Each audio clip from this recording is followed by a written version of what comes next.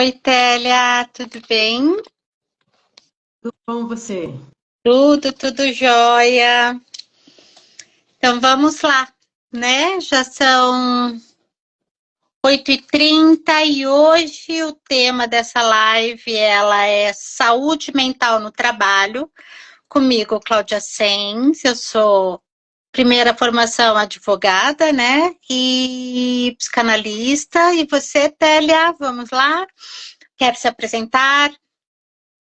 Então, eu sou a Télia Rezende, sou cientista social, formada pela USP, também sou psicanalista, formada pelo Centro de Estudos Psicanalíticos, junto com você, né?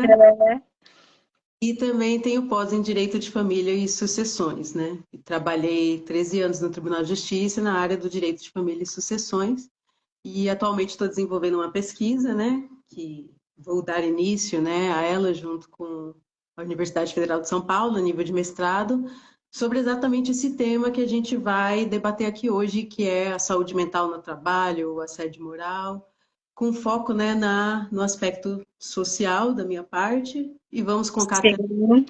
análise com direito, com E a tudo. psicanálise também, né? Ótimo. Então, que bom a gente fazer essa live. Ela já estava há um tempão, né, para ser realizada. E que bom que veio, né, com essa questão do teu desenvolvimento a nível de mestrado aí na Universidade Federal de São Paulo, né? Então, Os tá dois bom. pesquisando, né? E agora Sim. tem esse vínculo para desenvolver melhor a pesquisa. Que bom. Então, pessoal, antes da Télia trazer os seus saberes aqui, né, como cientista social, é importante, primeiro, a gente declinar o quanto anda a legislação brasileira sobre, né, a saúde mental no trabalho. Então, aqui eu vou declinar algumas normas, eu sei que a NR1 a Télia falará bastante, e também sobre a Lei 14831 de 2004 e 24, que a Télia falará bastante, e depois eu faço um passando também pelo viés psicanalítico. Então, vamos lá. A legislação de saúde mental no trabalho, no Brasil, obriga as empresas a identificar, avaliar e gerenciar riscos psicossociais, como sobrecarga e assédio. Vamos lá. Os trabalhadores têm direito a ambiente seguro, estabilidade no emprego, durante o afastamento pelo INSS e proteção contra a demissão arbitrária. Ouvindo essa questão, parece que é tão robusto e colocado, mas enfim, você como cientista social vai colocar o panorama. Principais leis e normas, pessoal. Nós, em 26/8 de agosto de 2024, a gente teve por instituído a norma regulamentadora número 1, que exige que as empresas incluam os riscos psicossociais do seu gerenciamento de riscos ocupacionais, GRO. O objetivo dessa NR1 é prevenir o adoecimento por fatores e metas abusivas e assédios. As penalidades, elas vêm adstritas por multas e encargos. Já a Lei 14.831 de 2024 institui o certificado da empresa promotora da saúde mental concedido pelo governo federal e organização que implementam políticas de bem-estar e cuidados contínuos com as equipes. Pela CLT, ou Consolidação das Leis do Trabalho, nós temos a garantia que ela estabelece a garantia do estabelecimento acidentário nos casos de burnout, síndrome de esgotamento profissional, isso a gente vê muito na clínica, e são reconhecidos pela Previdência Social como doença ocupacional. Agora é importante, aqui é um trabalho de psicoeducação mesmo, direitos do trabalhador. psicoeducação e de direito, né? Quais são os direitos dos trabalhadores? Afastamento, quando do afastamento do INSS? Caso a doença impossibilite o trabalho por mais de 15 dias, o trabalhador pode solicitar auxílio-doença. Se comprovado neste tempo como um trabalho, aplica-se o auxílio-doença acidentário. E concluindo mais 2 itens, o paciente terá estabilidade após o retorno de um afastamento pelo auxílio-doença acidentário. O trabalhador tem garantia de emprego de 12 meses. Aqui eu não sei se todos têm conhecimento disso.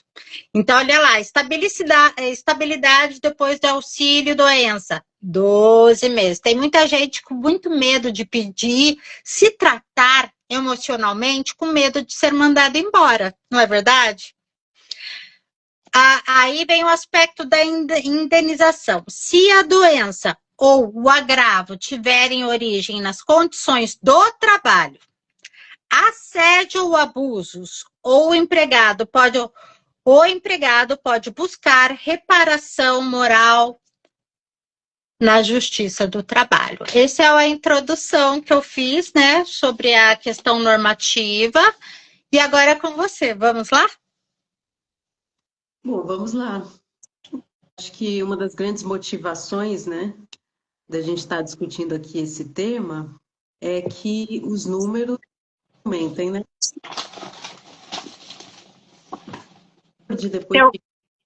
Cortou teu áudio, se puder repetir, por favor. Sim, que o Brasil está batendo recorde depois de recorde, todos os anos, no aumento de afastamentos do trabalho por motivo de licença psiquiátrica, né? Só no ano passado foram 547 mil afastamentos, ou seja, mais de 500 mil, né? No ano de 2024 também foi quase 500 mil, e o gráfico ele está crescendo assim de uma forma alarmante. Até por isso, né, essa reação do governo finalmente, né, porque o assédio moral, que é um dos grandes causadores também, né, desses afastamentos, ele era um assunto meio tabu, né, do qual não se falava muito a respeito, sempre se acreditando que era uma questão totalmente individual da pessoa, né, tanto da que sofre quanto da que pratica. E eu vi que a psicologia, né, já há um tempo dá atenção a isso, aos efeitos psicológicos e psiquiátricos, né, do assédio moral no trabalho, da pressão no trabalho, mas a sociologia, ela demorou, né?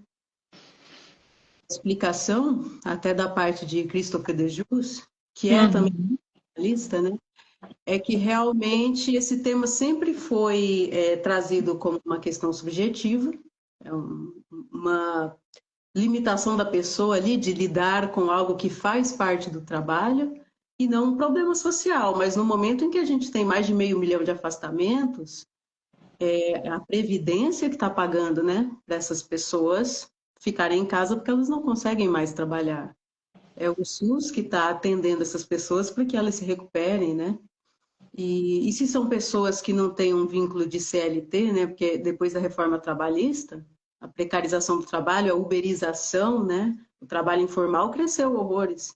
Então, se a pessoa não consegue mais, nem salário ela não ganha. Sim. Então, era preciso tomar uma medida porque é um problema que está afetando a sociedade como um todo, né? Todos nós pagamos impostos, né? E então não é só o indivíduo que sofre, é a sociedade como um todo diante desse problema, né? Da saúde mental dos trabalhadores que está sendo tão gravemente afetada, né? E junto com isso crescendo também as ações no judiciário por indenização, por assédio moral e etc, né? Clínica também, cada vez mais pessoas chegando, né? Sim.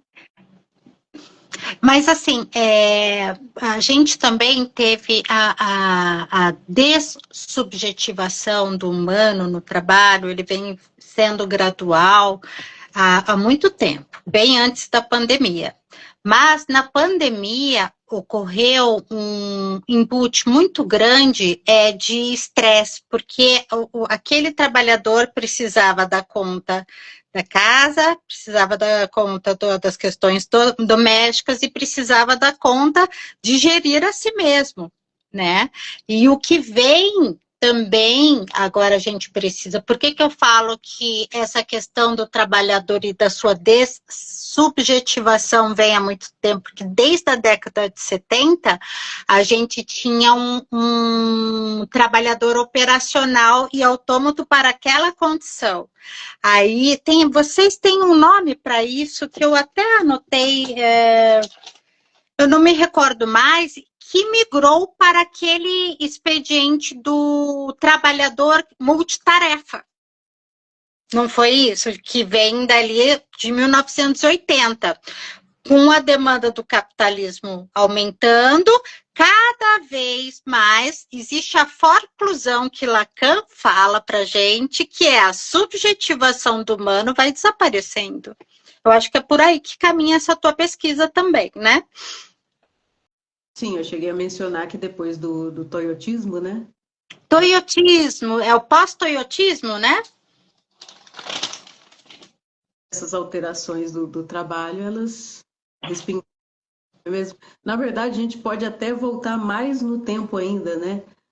O Marx, ali, né, no século XIX, em O Capital, ele estudou o gerencialismo, né? Isso. É a transferência ali, né? Antes você tinha, né? Patrão, empregado, ponto. Agora não, agora a função de supervisionar foi demandada para os próprios empregados, né? Através do cargo de diretor, coordenador, supervisor, gerente. Então, criou-se uma competitividade ali dentro dos próprios empregados, desculpa, entre eles mesmos, né? Ele se sentindo ali o dono da empresa, digamos assim, e pressionando o outro que é igual a ele, entendeu? E por sorte, esse que é pressionado querendo estar no lugar dele. Então, aí foi a grande sementinha da competição. Que é a base estrutural do capitalismo, né? Foi essa sementinha que você está falando que gerou toda essa condição do desumanismo da persona e da forclusão, tirar a subjetividade do trabalhador nas suas potencialidades. É isso, não é isso? Sim, é isso. E ao longo do tempo, né, como a gente está falando, várias mudanças também, porque hoje em dia, né, na tentativa de resgatar essa foraclusão, tem aquele grande slogan do não somos uma empresa, somos uma família, né? Sim. E aí todas as consequências que isso tem, né? Porque se destrói o indivíduo. Sim. Sim, e tem um outro aspecto também que se fala muito da precarização da subjetividade, em primeiro passo, porque antes se perguntava quem é você? E vinha a questão do título do trabalho. Bom, eu sou advogada, eu sou, né? Vinha essa condição. Hoje em dia, a gente, pelos logaritmos, a gente está vivendo uma outra condição também, por exemplo, dos apps, aplicativos, né? Uber, né? Quem faz o gerenciamento de localidade não é mais humano para humano, é a máquina. O que houve uma decrepitação do humano também nessa relação trabalhística, né? E o que traz de novo a forclusão, uma sociedade dessubjetivada. Aí entra a psicanálise, a gente está fazendo o laço social aqui, né? A psicanálise, a gente observa a dessubjetivação no trabalho, que depois vem na família, que depois vem e vem em degraus, né? Sim, inclusive quem está procurando emprego, né? Agora tem que ter o seu currículo selecionado por um robô, porque se o robô disser não para o currículo dele, ele nunca vai falar com outra pessoa. Não sabia disso. Sim, tem plataformas aí, principalmente a mais famosa de todas, né? De quem procura emprego, né? A Gupy, né? Ali é totalmente robotizado, né? E é por palavras-chave. Se o currículo da pessoa não tiver as palavras iguaizinhas às que a empresa configurou, lixo. Ela não vai chegar, o currículo não vai chegar. É por significante. Olha isso. Só essa plataforma, eu citei essa porque é uma das mais comentadas, mas várias outras também. Tá muito difícil, assim, um processo seletivo de pessoa para pessoa. Praticamente a grande maioria tem um robô ali dizendo se você vai para a próxima fase ou não. Olha que coisa, né? Sim. Trágico isso por humano, hein? Os robôs vão roubar o trabalho. Não, na verdade o robô vai te contratar, né? É tipo isso. Para onde você acredita que isso está caminhando? A tua pesquisa ela caminha para qual direção? Então, a minha pesquisa, ela focou mais assim na questão dessas alterações do capitalismo, como que favorecem o assédio moral, a origem do assédio, as consequências sociais, e com foco, né, em um tema bastante atual, que é a reforma trabalhista, né, e os impactos da reforma trabalhista no trabalho, e como esses impactos favoreceram o assédio moral e toda essa crise de saúde mental que está existindo. Por exemplo, a precarização do trabalho. Quem usa esse termo precarização do trabalho é o Ricardo Antunes, né? Então, Sim. que está estudando o que ele chama de uberização, né? Que não é só do Uber, mas de todos os trabalhadores informais, entregadores de comida, de encomendas, espécie de trabalhadores informais que estão totalmente desamparados de direitos trabalhistas, né? Sim. Isso pega ali no psicológico da pessoa, que por outro lado, né, é uma questão muito complexa, porque muitos trabalhadores informais defendem com unhas e dentes, tipo, A sua dizendo que própria condição, né? foi esses aplicativos, essas plataformas que os salvaram, né? Uhum. Outros dizem, não, eu quero um trabalho formal, né? E o trabalho formal é onde mais ocorre o assédio moral. Então, assim, você tem que escolher, né, entre uma coisa ou outra, né?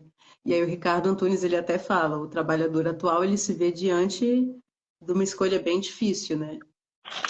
E é por isso que há essa degradação da relação de trabalho.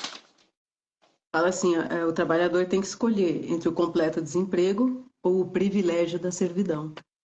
Pois é. Mas veja, agora eu vou tocar num assunto muito nevrálgico. Nesse tempo todo, eu vou utilizar o termo de marcação da Covid.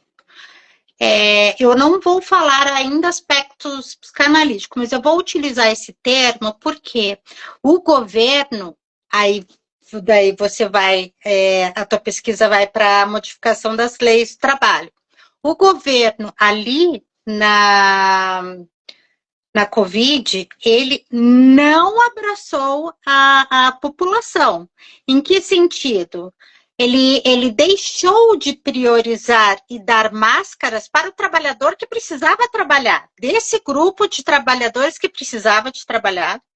Ele não instituiu o lockdown necessário na época, que era necessário parar. Gente, está focando aqui para o trabalhador, aquele inserido nas leis da CLT. Não fez o lockdown e ele retirou todas as medidas protetivas que o trabalhador então tinha. Então, essa omissão, se for pensar, fora as condições psíquicas da saúde mental, que vem, depois a gente vai falando, isso culminou nessa falência que o Ricardo Antunes, né? Que o Ricardo Antunes fala da precarização do trabalho. É por aí? Sim, é por aí. Você citou o CLT, né?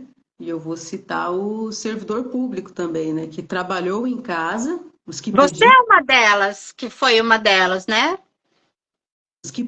né? O que os servidores trabalharam em casa, e tem os linha de frente que não teve jeito, né? Tiveram que sair para a rua.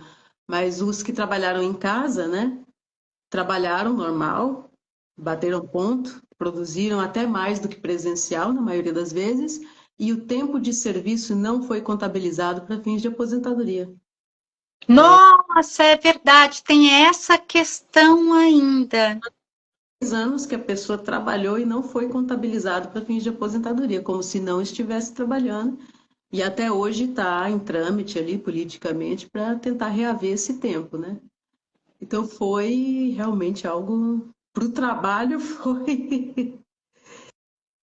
foi pesado, né? Todas essas alterações e o próprio home office, né? Que Sim. cura, né? De repente a sua casa é o seu local de trabalho também. E com tantas demandas em conjunto, né? Agora, numa inserção psicanalítica, a gente sabe que a maior condição da vida é o desamparo. E a gente já nasce em desamparo. E utilizando a pandemia, esse marco, né? O que aconteceu? A gente reviveu a condição de desamparo total. E o desamparo, ele faz o quê? Quando o bebê chora, né? A primeira condição de desamparo quando o bebê nasce, não é o choro, ele busca o quê? A continência do outro. Quando nós, na pandemia, estivemos em desamparo total, porque também tivemos o terror da morte, nós não tivemos o amparo, aquele que o bebê chora e tem a continência do adulto. Então, imagine, isso que você falou, né?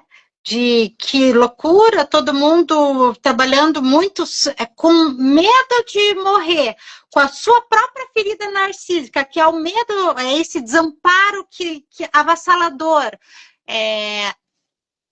A saúde mental foi indo à bancarrota. Sim, sim, por esse escamoteamento, né, da vida privada, agora misturada com a vida do trabalho. E outra questão também de que o home office ele acabou com a jornada de trabalho, né? Agora você está em casa, você pode trabalhar a qualquer hora. Então, Tá sem borda, sem limite nenhum, né? está na sua casa. Então, por que não ligar o computador e fazer o que eu estou te pedindo, né? Tipo, Sim. e nossa, realmente assim para quem tem família também, né?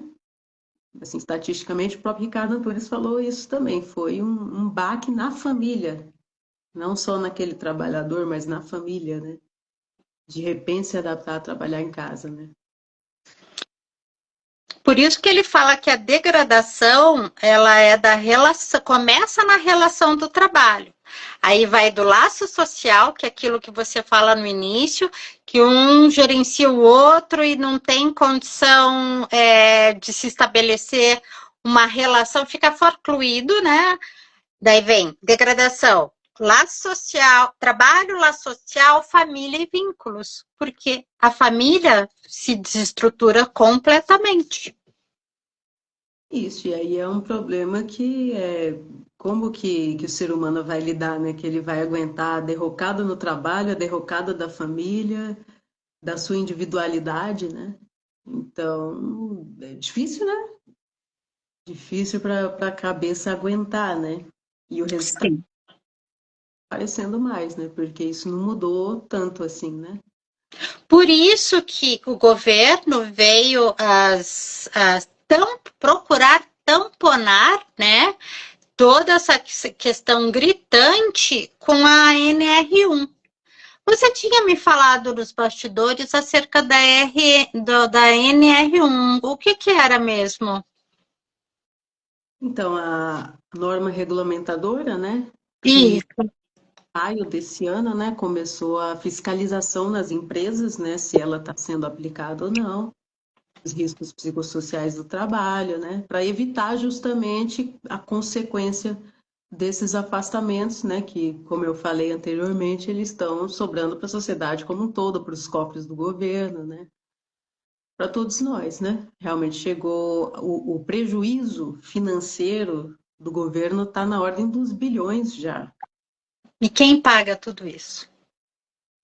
todos nós. As vítimas, os agressores e os espectadores. Então, Sim. realmente, eu comecei a fazer essa pesquisa, né? Assim, mais.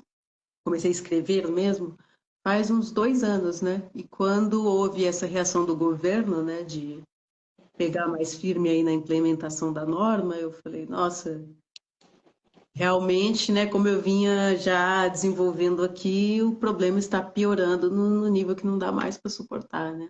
Então, olha só, você já vinha com essa pesquisa anteriormente, já tinha observado essa incontinência, né? E aí, que legal. Quer dizer, em termos de. O legal é em termos da pesquisa, de se poder estruturar números a partir daí, né, Télia? Sim, juridicamente também acaba se legitimando esse problema do assédio moral como um problema da instituição e não só dos integrantes dela. A instituição está adoecida. Você chegou a ver a penalidade, a multa e outras penalidades. Você já chegou a ver se estão sendo aplicadas essas multas? Então, como começou de fato agora em maio, recente ainda, né?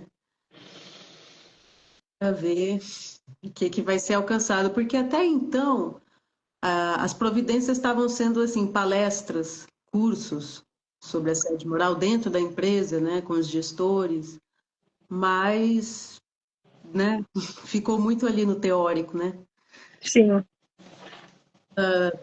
Doer no bolso, para que fosse, enfim, a série não só com uma sensibilidade, né, de coisas que fazem parte do trabalho, né? Que é essa mentalidade, isso aí é o trabalho assim mesmo. Sim, e você sabe. Analisação da injustiça social, como diz o Dejus, né? Faz Sim. trabalho, é normal. Será que faz parte do trabalho? Será que é normal? Então, mas você está falando de uma vulnerabilidade de massa. Eu não sei quem que falou exatamente, se foi o Antunes, o Ricardo Antunes, eu não lembro quem cunha esse termo, vulnerabilidade de massa. Eu estudei para poder fazer aqui a live, porque você já tem conhecimentos mais profundos, pelo menos eu fui estudar um pouco para não ficar boiando na tua, né, nas suas. Mas o que que acontece?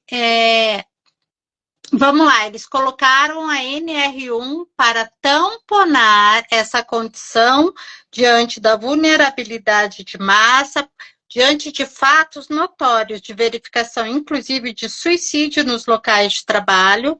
E isso aconteceu, né? O significado do valor do que produzimos, que é aquilo de você trabalhar, já que você está aí, me alcança o processo que eu quero, né?